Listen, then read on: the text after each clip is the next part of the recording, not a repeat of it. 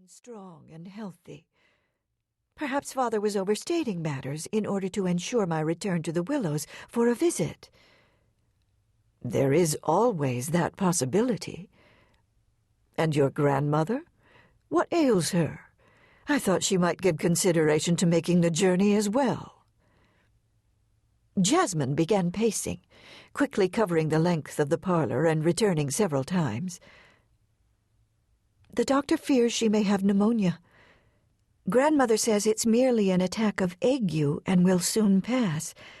However, she does have a troublesome cough, and I doubt whether she's strong enough to travel. Then again, she's a stubborn woman. Who knows what she may decide? But unless she makes a quick recovery, I believe she should remain in Lowell. You're likely correct on that account. The journey from Massachusetts to Mississippi could prove harrowing for her. Hearing of her condition only serves to confirm the decision I made upon receiving your father's letter, Nolan said. Jasmine glanced over her shoulder as she continued crisscrossing the room.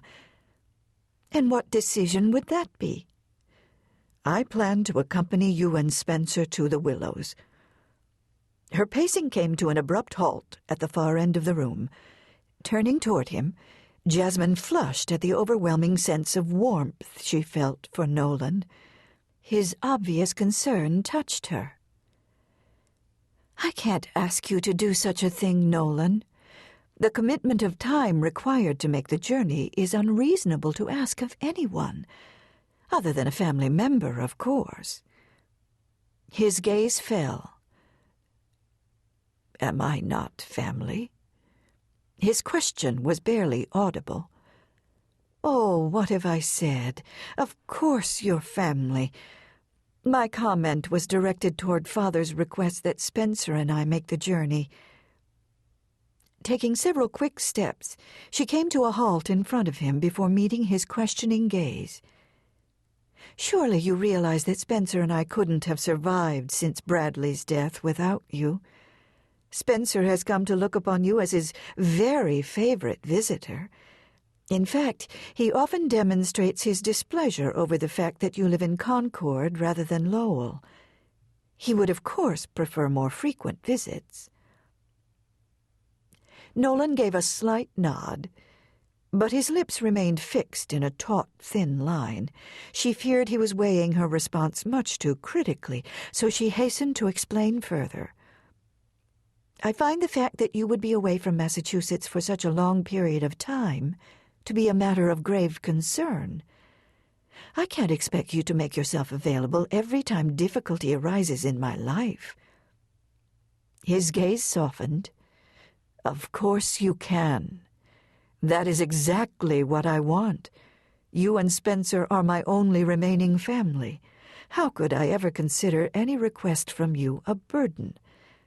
Besides, you didn't ask me. I offered to accompany you. As for my work, you may recall I can write as easily at the plantation as I can in Concord, or any place else for that matter. Yes, in fact, I remember quite well. A faint smile crossed her lips as she recollected the anti-slavery articles Nolan had penned after his first visit to the Willows. Words that had stirred the hearts of the abolitionists and also drawn the fiery criticism of the pro-slavery movement. Words that had set Nolan at odds with her brother, Bradley, and provoked a seething anger from her father and other Wainwright men.